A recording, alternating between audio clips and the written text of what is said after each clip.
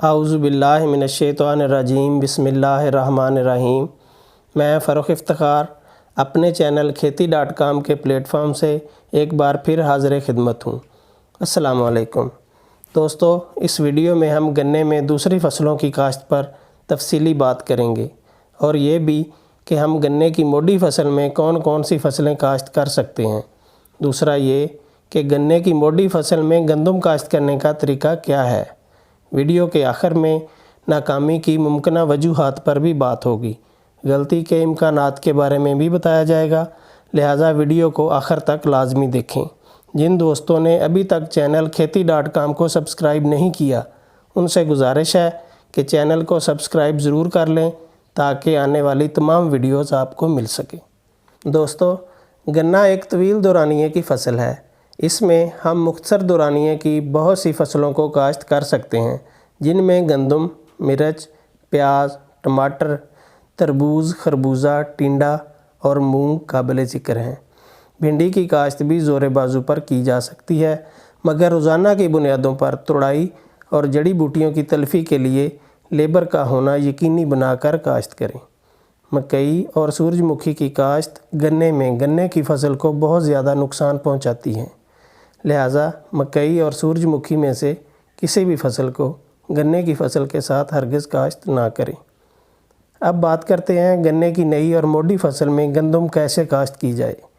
گنے کی نئی فصل میں گندم کاشت کرنے کے دو طریقے ہیں۔ نمبر 1، زمین کو وتر حالت میں تیار کر کے گندم کے بیج کا چھٹا کر کے کھیلیاں نکال دی جائیں۔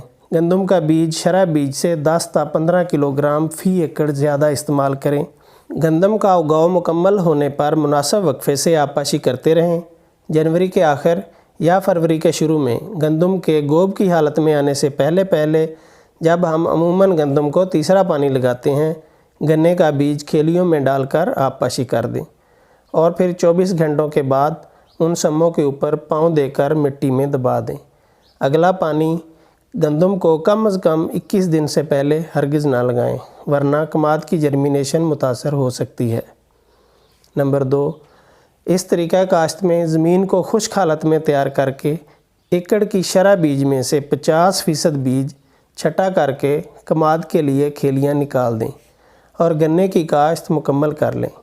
سموں پر مٹی ڈالنے کے بعد پانی لگا دیں اور بعد میں باقی 50% گندم کا بیج چھٹا کر دیں۔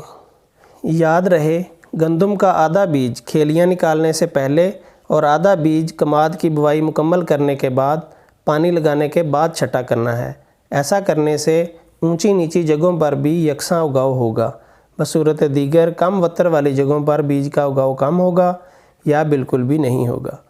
گندم کو پانی 25 تا 28 دن کے وقفے سے دیتے رہیں، گنے کی جرمینیشن بہترین ہوگی۔ ایک بات کا خیال رکھنا از حد ضروری ہے تاکہ ناکامی کا اندیشہ نہ رہے۔ گندم کو دانے کی دودھیہ حالت میں آخری پانی دینے کے بعد جب ہم کٹائی کے مراحل میں داخل ہوتے ہیں تو بہت زیادہ کام ہونے کی وجہ سے یا مزدوروں کے وقت نہ دینے کی وجہ سے زمین خالی کرنے میں دیر ہو جاتی ہے، اور موسم گرم ہونے کی وجہ سے گنے کی فصل کو، جو اس وقت اپنی جڑیں بنا چکی ہوتی ہے اور کسی حد تک نرم شگوفے بھی نکال چکی ہوتی ہے، شدید نقصان پہنچتا ہے۔ اس کے لیے ضروری ہے کہ گندم پوری طرح پکنے کے بعد کٹائی سے 1 ہفتہ یا 10 دن پہلے پانی ضرور لگائیں تاکہ گنے کی فصل کو کوئی نقصان نہ پہنچے۔ گندم کو ریپر یا ہارویسٹر سے کٹوائیں۔ گندم کو ہاتھ سے کاٹنے سے جڑوں کے ساتھ مٹی آئے گی جو گندم کی کوالٹی کو خراب کرے گی، لہٰذا ان باتوں کا خیال رکھنا از حد ضروری ہے۔ ایک تو آبپاشی بے حد ضروری ہے، اور دوسرا گندم کی کٹائی ہاتھ سے نہیں کرنی۔ اس طریقہ کاشت سے آپ گنے اور گندم کی مخلوط کاشت میں مطمئن حد تک کامیاب رہیں گے۔ اسی طرح گنے کی موٹی فصل میں بھی گندم کاشت کر کے بہتر نتائج حاصل کیے جا سکتے ہیں۔ پچھلے چند سالوں میں ہم نے دیکھا ہے کہ شوگر ملیں پہلے 1 تا 1.5 ماہ سرکاری ریٹ پر گنا خرید کرتی ہیں، بعد میں آہستہ آہستہ ریٹ بڑھنا شروع ہوتا ہے اور پھر آخری دنوں میں ریٹ پھر کم ہونا شروع ہو جاتا ہے۔ گنے کی کاشت زیادہ بڑھنے کی وجہ سے گنے کے ریٹ میں بہت زیادہ اضافہ کے امکانات کم ہو جاتے ہیں۔ गन्ने के रेट पर हमारा इख्तियार बिल्कुल भी नहीं है, मगर हम गन्ने की मोटी फसल में गंदम काश्त करके अपनी आमदन को यकीनी तौर पर बढ़ा सकते हैं। दोस्तों, गन्ना उठाने के बाद नवंबर या दिसंबर में रेजर चलाकर खेलियां बना लें और वक्त के हिसाब से मुनासिब शरह बीज गंदम का केरा या छटा कर दें और फिर आबपाशी कर दें। हम वत्तर, गपछट या खुश्क तरीक़ा काश्त से गंदम काश्त कर सकते हैं, जिससे गन्ने की फसल को कोई नुकसान नहीं होगा, बल्कि गंदम की वजह से गन्ने की फसल कोरे से भी महफूज रहेगी। दोनों फसलों में खादों का मुनासिब इस्तेमाल अज़हद ज़रूरी है। दोस्तों, मैं इस वक्त एक ऐसे फील्ड में मौजूद हूँ जहाँ गन्ने की मोटी फसल में गंदम को काश्त किया गया है।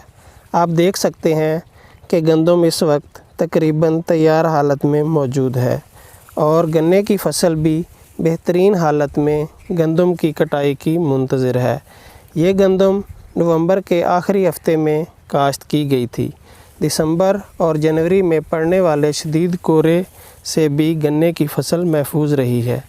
याद रहे, कोरे के दिनों में फसल को आबपाशी करके भी कोरे से बचाया जा सकता है।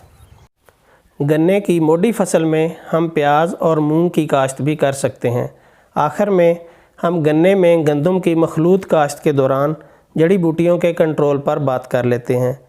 इन दिनों में आम तौर पर दुम्बी सिट्टी, जंगली जई, लेली, बाथू, पालक या ले वगैरह ज़्यादा उगती हैं, जिसमें हम गंदम की जड़ी बूटियों को तलफ़ करने के लिए ब्रोमोक्सिनल प्लस MCPA के साथ सल्फोसल्फ्यूरान, क्लोडिनोफॉप या एक्सल वगैरह का स्प्रे करते हैं। इन तमाम जहरों में से कोई भी जहर गन्ने और गंदम की मखलूत काश्त में स्प्रे हो सकता है, जिससे गन्ने की फसल को कोई नुकसान नहीं पहुंचता। दोस्तों, आने वाले दिनों में गन्ने में दूसरी फसलों की काश्त पर भी तफसीली बात होगी, तो जुड़े रहें अपने चैनल खेती.com के साथ। खुश रखें, खुश रहें। इजाज़त चाहूँगा। अल्लाह निगहबान। जल्द ही नई वीडियो में मुलाकात होगी। शुक्रिया।